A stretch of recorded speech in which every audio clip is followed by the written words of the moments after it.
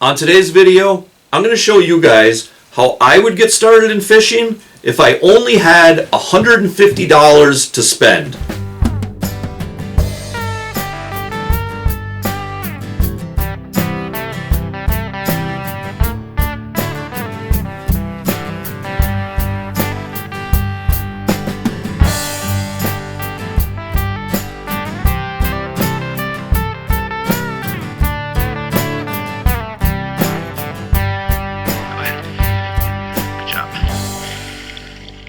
Hey there, outdoor YouTubers. It's Dave Knetter from Knetter's Practical Outdoors. And like I said earlier, in today's video, I'm going to show you guys how I would get started in fishing if I only had $150 to spend. Now, everybody's going to be a little bit different on how they would spend that $150, okay? I tried to imagine it like from my standpoint, okay, if I lost all my fishing equipment, if it all just suddenly disappeared, and I only had $150 to spend, what would I go out and buy? And for me, I like to fish bass, walleye, pike, bluegills, and I do like to do a little bit of trout fishing on smaller streams. So the equipment that I'm going to spend the money on has to be kind of versatile. Now, as this video goes along, you'll see some of the equipment that I spent the money on. I don't mind going with sort of the cheaper, off-brand manufacturer, but then there's other things that I do really feel like it's worth spending a little extra money to get that quality name brand. Also throughout this video, we're going to be touching on several different fishing subjects. We might be talking about fishing with bobbers. We might be talking about putting line on a spinning reel.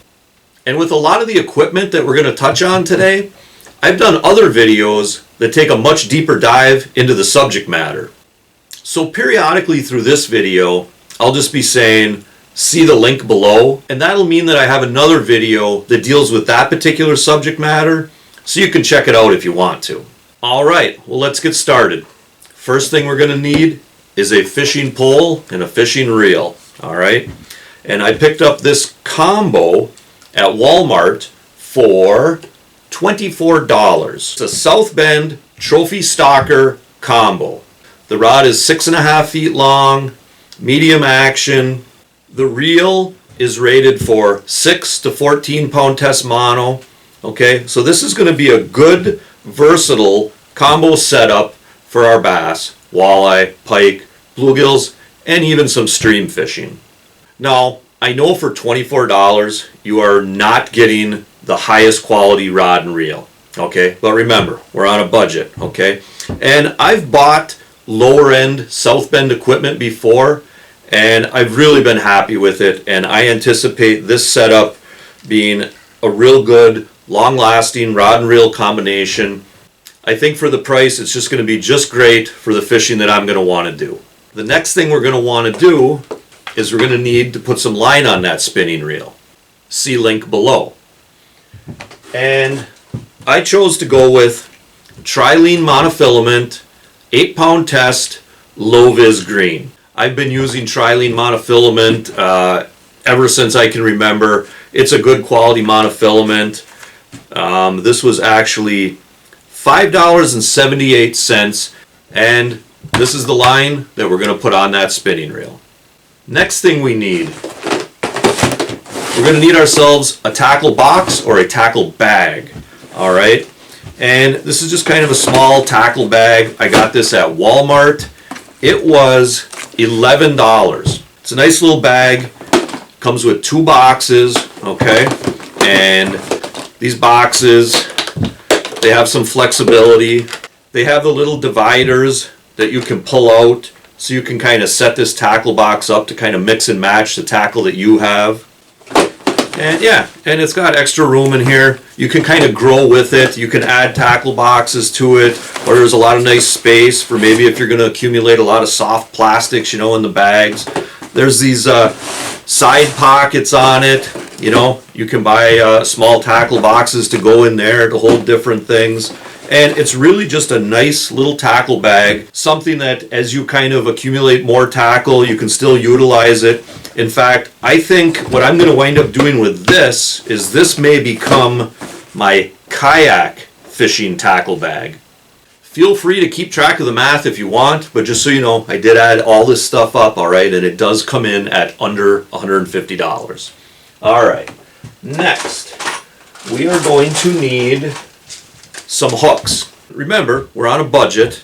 Here we have a hook assortment of Aberdeen hooks. There's several different sizes. There's quite a few of each size. This variety pack is going to work great for our bluegill fishing, maybe with worms or leeches, bass, walleyes, probably with leeches, and a lot of these hooks are just going to be the perfect size for throwing a worm into some of these smaller trout streams that I like to fish. And this variety pack of Aberdeen hooks was $3. Next thing we're going to need, some bobbers, right? We got ourselves a variety pack of bobbers. These were $2. This is going to be great for our bluegills, our bass, maybe even some walleyes, okay? But you got to have a handful of bobbers, right? We're going to need some sinkers. We've got a variety pack of pinch-on split shot sinkers. These are going to be great for fishing with our bobbers and our hooks, with worms, leeches, possibly minnows. This is also going to be great for pinching maybe a small split shot on and throwing that worm out into a trout stream. I think every fisherman needs split shot. This particular variety pack was $3.99.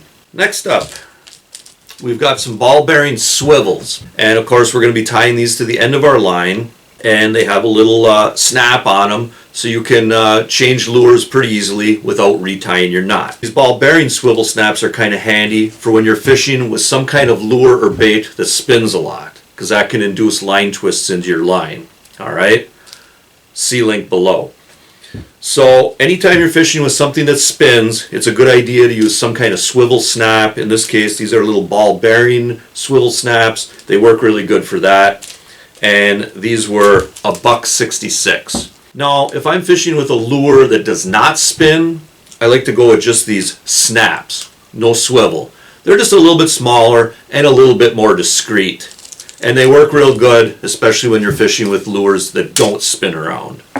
And this 10-pack of snaps was $1. And, we're also going to get some small, thin diameter wire leaders. I did mention that I do a little bit of pike fishing. These are just pretty small leaders. If you're going to be fishing for anything that's got, sharp teeth, you're maybe going to want to have some of these thin wire leaders. They work pretty good for that. I don't catch monster pike, so I don't need a real long leader or a real heavy pound test leader, but these little 5-inch leaders are going to work great for 99% of the pike that I catch. These wire leaders were $2. Next up, we're going to get into some of the crankbaits that I like to fish with. Okay, right off the get-go, the Rapala original floating minnow. Okay, this is the F11 size. This is just a great lure. It's been around forever. I've caught a ton of bass, pike, walleyes on these. They work great. It does not dive very deep. See link below. This original floating Rapala was $8. I also included the Rapala Husky Jerk. Okay, it's the same sort of lure, except for the Husky Jerk is a suspending lure. All right, if you stop it in the water column, it just kind of sits right there, and so you can work it slower, below the surface. And these really do work well, again, for a variety of fish. This Husky Jerk was $6.27. And then one of my little bit newer favorites is the Rapala X-Rap. This is what they call a slash bait. It's kind of on the same lines as the first two Rapalas I just showed you, but this can be worked very fast. And again, see link below, okay? All right, so this can be worked very fast, faster than those other two when you're out there searching for the fish. This X-Rap was $9. Now, I did have to include one crankbait that dives a little deeper, okay? And that I decided to go with this Rapala Down Deep Husky Jerk. It's a minnow imitator, just like the first three I just showed you, except for this one has a little bit bigger bill, so it dives a little deeper. So if we find ourselves fishing where the fish are down a little bit deeper, we're going to need at least one deeper diving crankbait. This Down Deep Husky Jerk was $6.50. Now, another favorite of mine, the Meps French spinner. Okay, I really prefer this gold blade, size 4 with the bucktail. I've caught a ton of bass on these, a ton of pike. They work great. This Meps French spinner, $6.40. Another thing that I had to include is an assortment of spoons.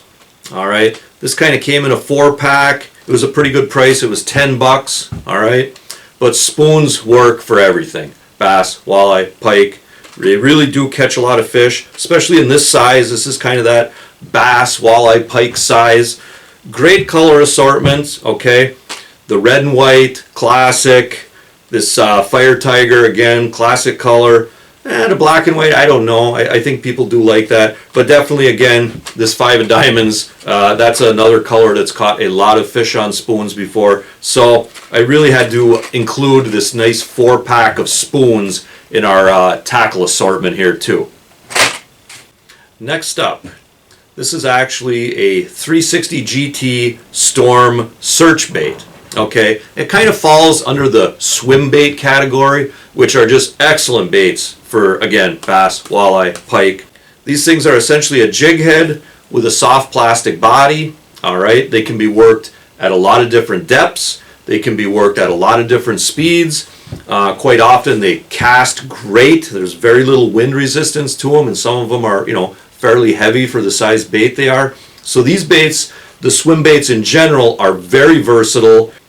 Now remember, we're on a budget, so we can't have 20 different colors of these swim baits, all right? But white really is probably my favorite. White seems to work in stained water. White seems to work in clear water. This little 3-pack was $5. That brings us to, this is just kind of another little version of the same thing. Weighted head, kind of a jig head with a plastic body. This is just another type of swim bait. This is more of a perch. Fire Tiger color. So I wanted to include these two. This little 2-pack was just $1.22. Another one of my favorite baits for bass and pike are these soft plastic jerk minnows. Pretty much all the manufacturers have a version of these jerk minnows, okay? And all the ones that I've used do seem to work pretty well. They all have little different characteristics to them, size, shape, how they scoot through the water. But these are just an excellent bait, like I say, for bass and pike. Now, these are different than the swim baits that we just talked about in that they don't have any weight on them. They don't have any hook with them, okay? So you kind of got to add your own hook. Now, you could add a jig head, with some weight on it, and then it would kind of become a swim bait. Or you can just add a plain hook, which is generally how I fish them, with just a plain hook. And, that variety pack of Aberdeen hooks that we talked about earlier in this video, that probably won't work for these very well. So we're going to want to go with a good, strong, quality, what they call a worm hook. It's kind of a bigger hook. This is a 4/0 size, and you kind of thread these on through these soft jerk minnows. Oftentimes you're just kind of twitching them. They work really slow, and they're very deadly, like I say, for bass and pike. This particular brand of jerk minnows, this was $3.86 for this pack, and this 5-pack of Gamakatsu worm hooks was $3. Well, like I said, I do like to fish for bass, and I could not assemble this tackle bag without including a couple surface lures, okay? Catching bass on the surface is super fun, and you're going to get some pike too with these lures. But I will say this is one of those times where I think you can kind of go with the off-brand, cheaper ones and still have good quality in a surface lure. Okay, I got this at Walmart. This is a Ozark Trail. This is the equivalent of the Whopper Plopper. Okay, this particular one was $5. And the other bass surface lure I decided to go with is kind of a popper style. Okay, this is also kind of an off-brand. And I really don't think you sacrifice any performance when you go with a cheaper off-brand surface lure. Okay, but these popper baits work great for bass, and again, we'll catch some pike on them too. This particular one was $4.29. I talked about how I do like to fish small streams for trout. Okay, now sometimes I'm just going to be using a worm and a hook when I'm fishing for these trout. but sometimes I'll be using spinners. These particular spinners, these are kind of that cheaper off-brand ones, okay? Each one of these was $1 a piece. And I do kind of like to go with cheaper spinners when I'm fishing these small streams for trout, okay? Just because you get snagged, you get hung up in a tree. I tend to lose more spinners when I'm trout fishing than I do when I'm out in a boat on a lake. Next up, curly-tailed grubs on a jig head. Okay, these will catch everything. These will catch bass, walleye, pike. They will catch crappies. You will catch bigger bluegills with these. It's just a jig head with a soft plastic curly-tailed grub. This particular 5-pack was $3.16.